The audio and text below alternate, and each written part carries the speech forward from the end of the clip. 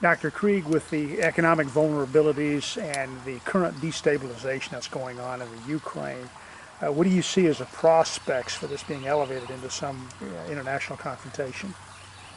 Well, you know, um, the Russians controlled all of that area, Belarus, the Baltic states,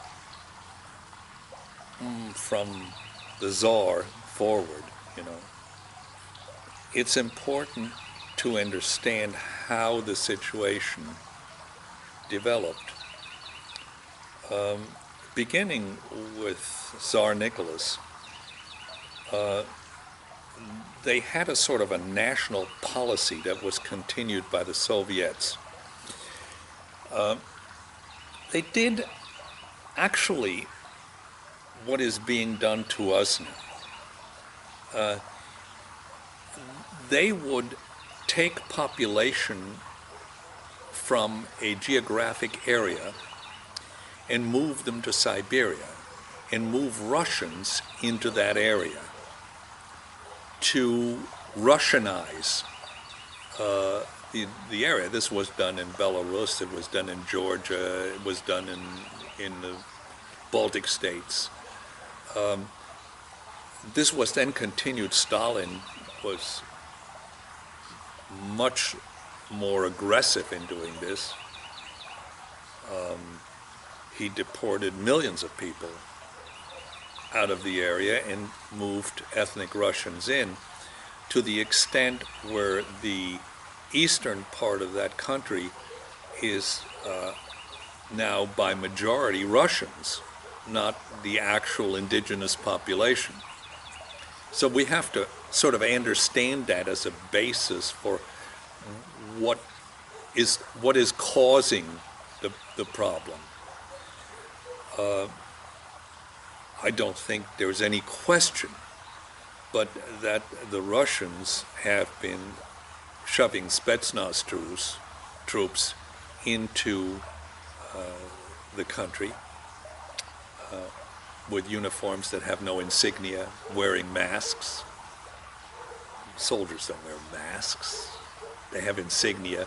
According to the Geneva Convention, they're supposed to have insignia to identify the country, but they're not doing that.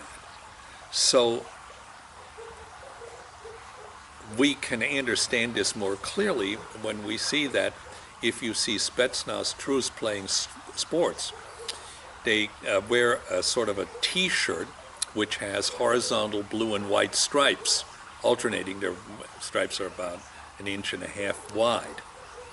And if you see some of the pictures of these guys that are occupiers, you will see with their collars are open that they're wearing these shirts. So obviously they are Spetsnaz troops.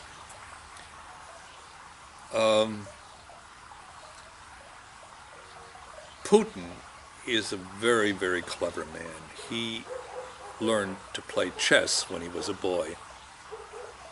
Our president couldn't even learn to throw a ball through a hoop.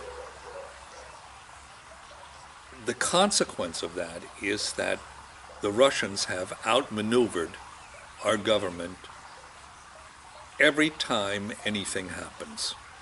And they've outmaneuvered them really badly. You know, it started with Syria. We have a red line here, and we have a red line. If you cross this red line, we're going to do something terrible to you. Did absolutely nothing. Putin walked all over Obama in Syria.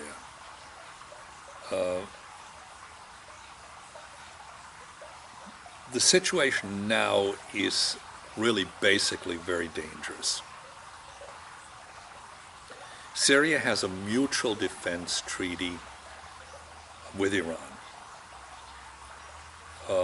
Iran is supporting and backing the Syrian Assad regime. The situation in the Middle East is very, very dicey. Our situation versus Iran is very, very bad at the present time. the Iranians have outmaneuvered Obama at every turn. The situation in the Balkans is also dicey. All of this is due to Obama and Hillary Clinton's foreign policy, which has been a total disaster for America. Hillary Clinton will go down as the worst Secretary of State we've ever had, and Swift Boat Kerry has not been an improvement at all.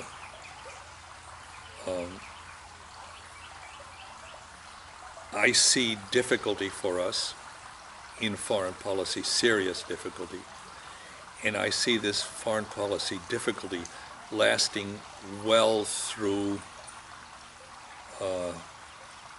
the next 10 years.